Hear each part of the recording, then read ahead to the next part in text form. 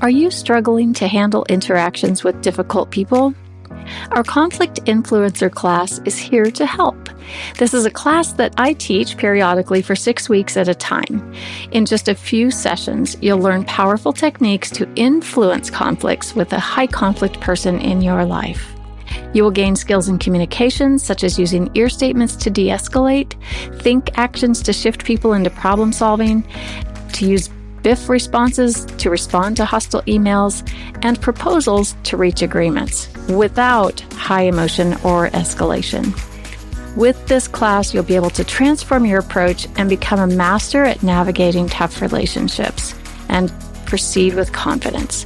So sign up today and start turning conflict into collaboration with the Conflict Influencer class. Visit us at highconflictinstitute.com to learn more and enroll now.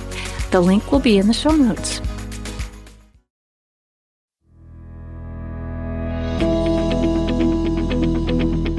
Welcome to It's All Your Fault on True Story FM, the one and only podcast dedicated to helping you identify and deal with the most challenging human interactions, those with someone who may have a high conflict personality. I'm Megan Hunter, and I'm here with my co-host, Bill Eddy. Hi, everybody. We are the co-founders of the High Conflict Institute in San Diego, California, where we focus on training, consulting, and educational programs and methods, all to do with high conflict. In today's episode, we are answering your questions. Thank you so much for sending them. We have a lot that have been building up, and we haven't been answering them lately, so that's what we'll do in the next today's episode and in the next one or two. But first, a couple of notes. If you have a question about a high conflict situation, speaking of questions, send it to podcast at highconflictinstitute.com or on our website at highconflictinstitute.com/podcast, where you'll also find all the show notes and links. Please give us a rate or review and tell your friends, colleagues, or family about us, especially if they're dealing with a high conflict situation. We are very grateful.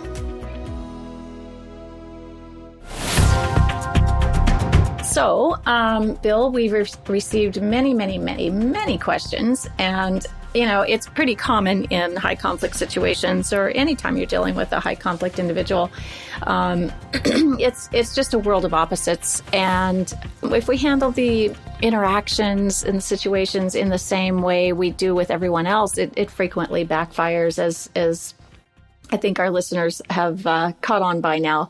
But, So I guess that's maybe why a lot of people listen to us and we get these questions. So let's just dive right in. I've read your Splitting book and found, which is for our listeners that don't know, that's a book written by Bill Eddy and with Randy Kreger for divorce. I've read Splitting and found it terrifying in its accuracy, but incredibly helpful, and I've also been following your podcast. Thank you. This kind of insight has been so valuable. I'm going through a high conflict custody case with someone who it would appear has some form of narcissistic high conflict personality.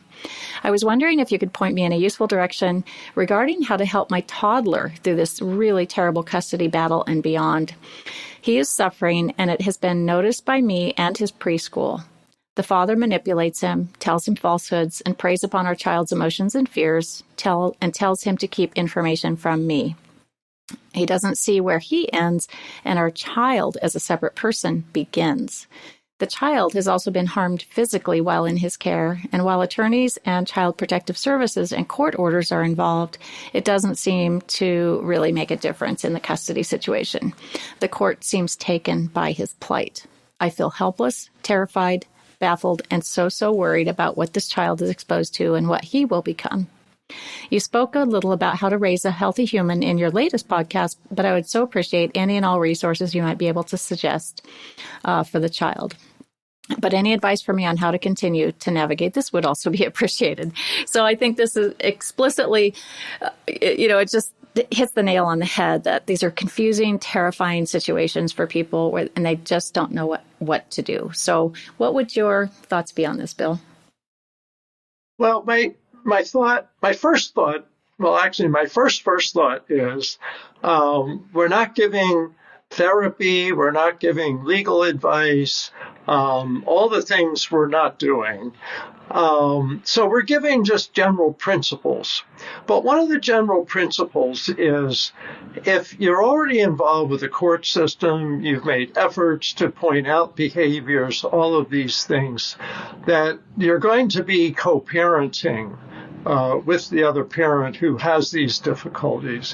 What seems to be so important is the way you do the parenting, that your time with the child teaches the child what we call the 4 big skills for life, which you can actually start teaching a toddler.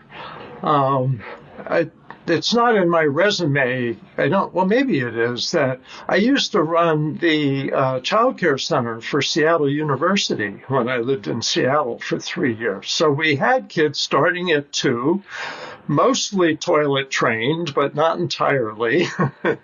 And they can start learning managed emotions, because around 2 or 3 is when you really start learning, your body starts learning self-control.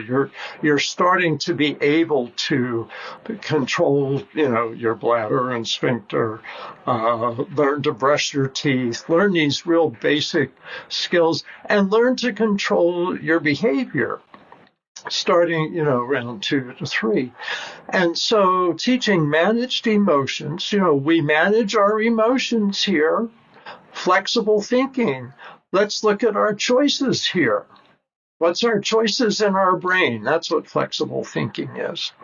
Moderate behavior. Hitting your mother with the block isn't moderate behavior. Really? So you're going to need to. Well, you probably experienced Might that. Have. And we don't do that. We use the blocks for building, things like that, and checking ourselves. That's the fourth big skill. Is let's check ourselves. We're not doing what we're learning to do. We have to change what we're doing now to what we're learning to do, whatever it is. But let me get out of my, preschool hat and back to adulthood here. It seems to be that your repetition, your openness, your flexibility, that children really do absorb that. And children also start to see that the way the other parent is not very comfortable. If the other parent's narcissistic, they're going to be demeaning, belittling the child, and then puffing up the child. Say, oh, you're wonderful, you're brilliant, you're my son or daughter, you're the best. And then turning around and saying, you're really stupid. Why did you do that? And no child of mine's going to cry, tough it out. So that's the kinds of things that narcissists do as parents. So it sounds like you've got other people involved, which is the other thing, general principle, is get some help, get some consultation, talk to local therapists, talk to legal professionals who may be able to help manage your case if you are in the court system. Answering what to do in court is a whole different question. But at this point, it sounds like you're going to be co-parenting, and that's the thing to do, focus on your part and do it well, really well. Good. Yeah. And I was thinking about a book written by Dr. Benjamin Garber, The Healthy Parents ABCs. We'll put the link in the show notes. And he's written another one called Caught in the Middle, which might be for down the road a bit, but might be some good resources. And then Bill's written some other books too, and we'll throw those in there. So thank you for that question. Next question from a listener. I've just discovered your institute and podcast of the past few days, and am amazed to finally have words and concepts to explain my experience of someone in my family.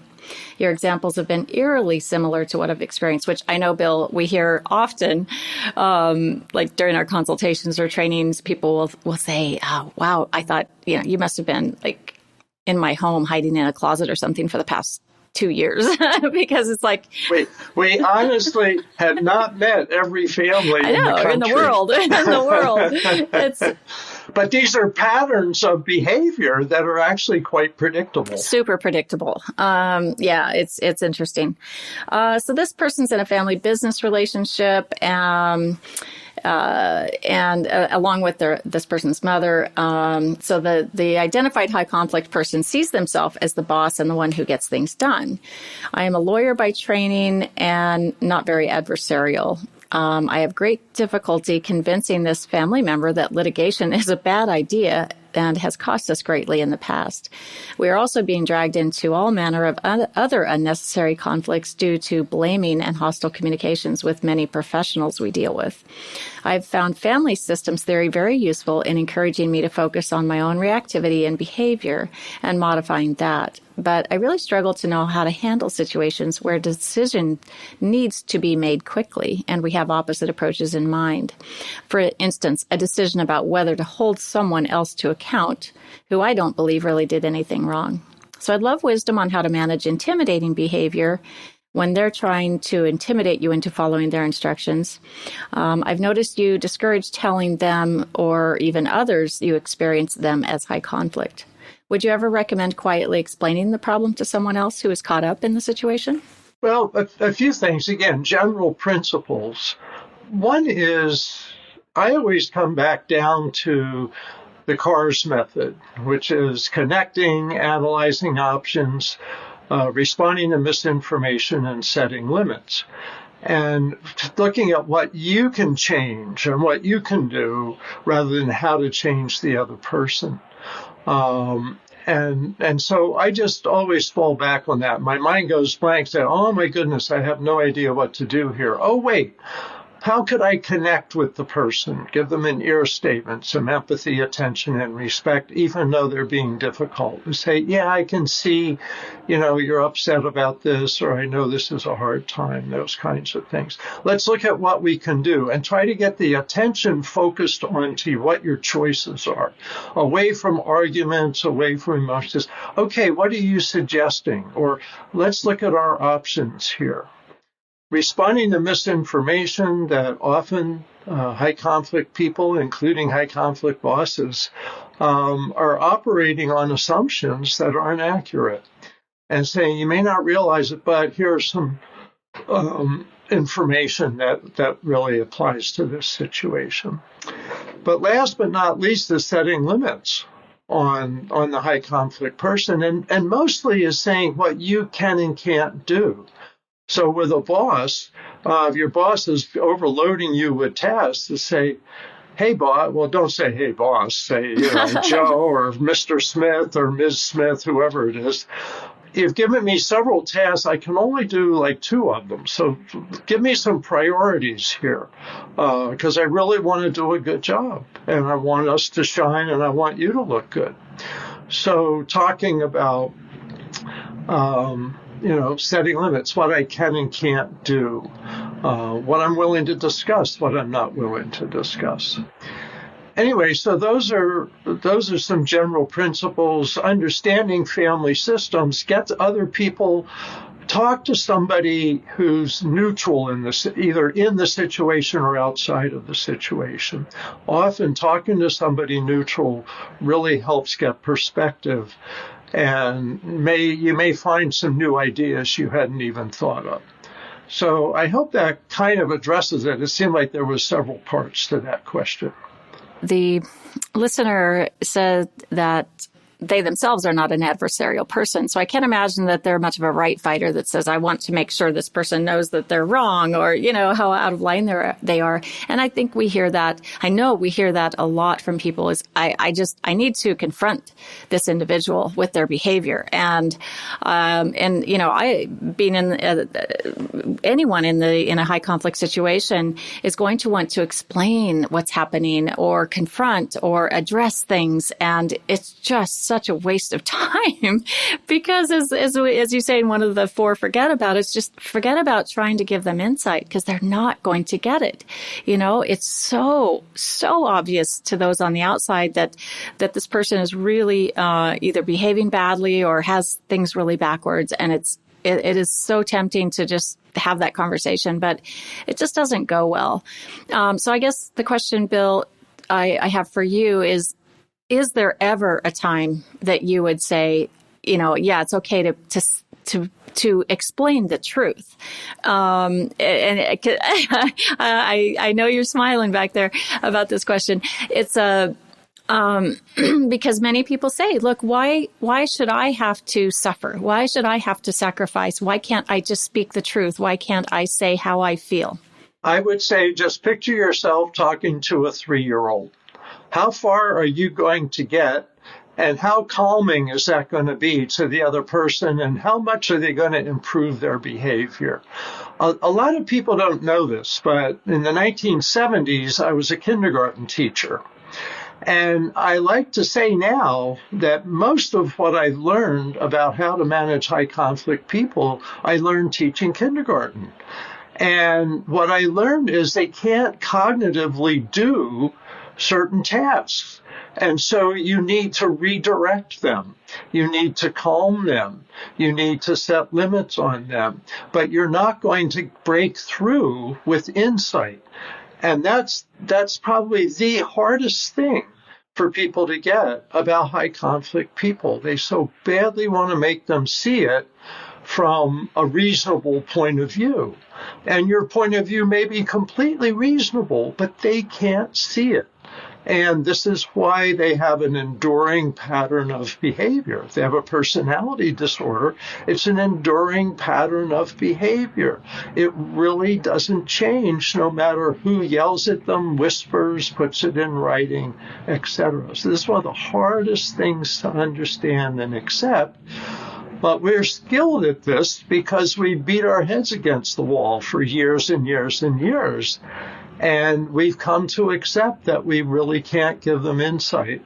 And that if we really want to talk about logic, talk to somebody else who can have that conversation with you. If you have that conversation, if you go confront that person or explain your truth to them, or address their lying or their behavior in the way that you think will work, using that logical approach, what it's going to do is backfire on you in such a bad way that you will have a lot of stress. And it's so much easier. I've experienced this myself. If you just let it go and focus on the skills, focus on what to do in a high conflict situation, like Bill said, using the CARS method. And it's a game changer. It's very empowering, and you don't end up a big ball of stress. So, okay. Next question. I have been married to someone with borderline personality, or at least traits of such, for 10 years.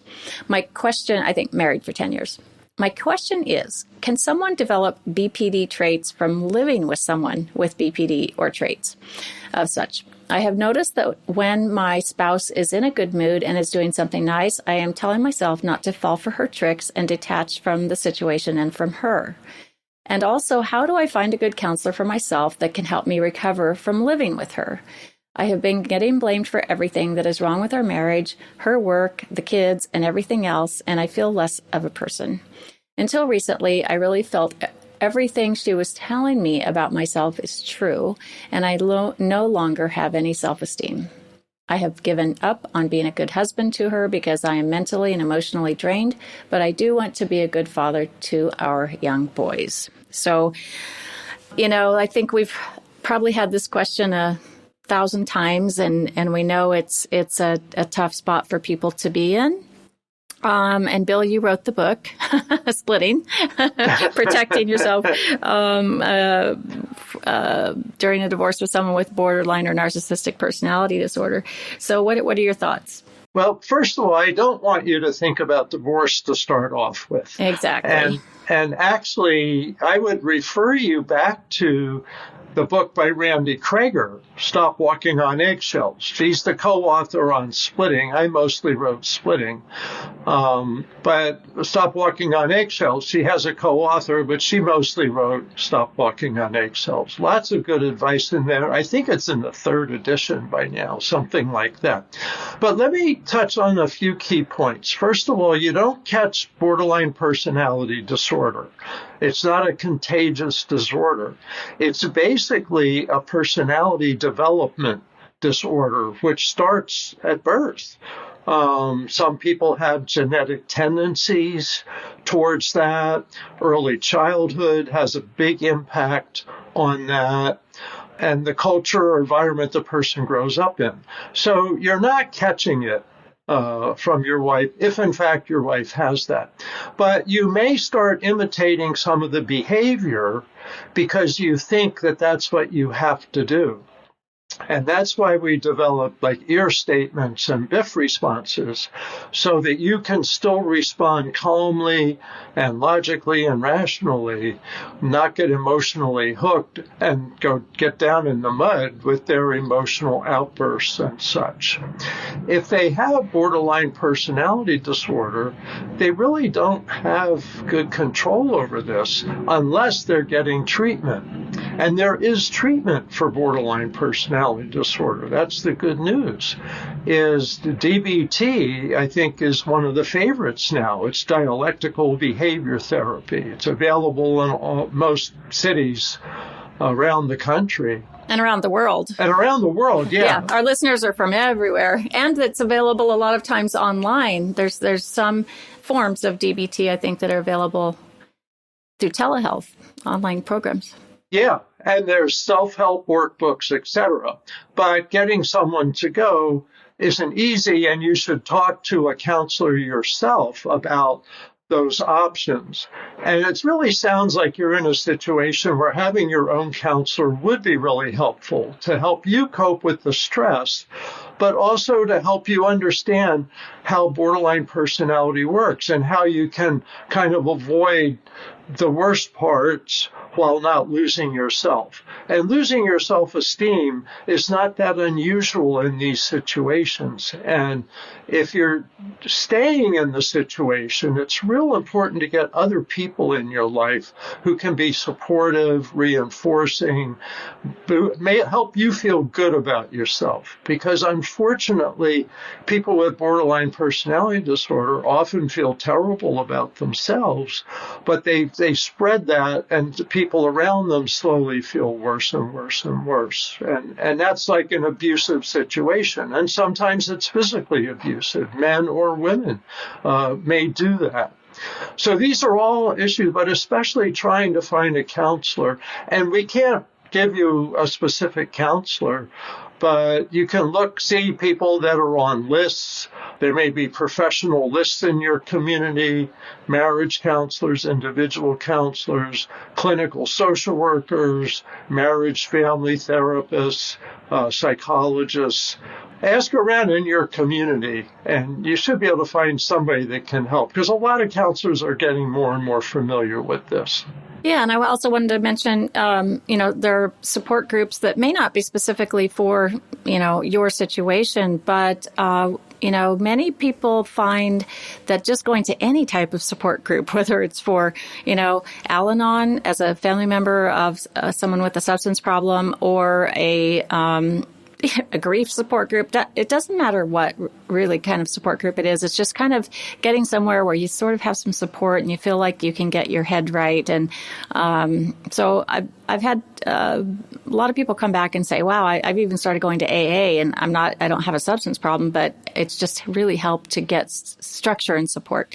Also, it's helpful to remind yourself that even while your wife is, angry or, whatever the behaviors are that are coming at you, it's helpful to think of her as a person in pain, that even though the stuff that's coming out of her feels really ugly to you, there's a lot of pain in there. So it's really important to set limits and to use empathy, attention, and respect so that you're addressing sort of some of that pain, and while still taking care of yourself. One last thought is that my little publishing company, Unhooked Books, is fortunate to have published a book called Borderline Personality Disorder Wellness Planner for Families, written by Amanda Smith. You can find it on Amazon in any country, or on unhookedbooks.com, or on Amanda Smith's website, which is elusive to me right now, but you can Google her, Amanda Smith, dialectical behavior therapy or borderline personality disorder, and you'll find it. But anyway, it's a wellness planner where you'll once a week have 1 or 2 pages of reading that will help you understand your spouse better, or that person in your life better, and and give you some relief about why you're feeling angst or why your self-esteem has taken a hit. And then it has some checklists that you can kind of do to take care of yourself, because these are hard relationships, really, really hard. So this is a very helpful book, and we'll put that link in our show notes as well.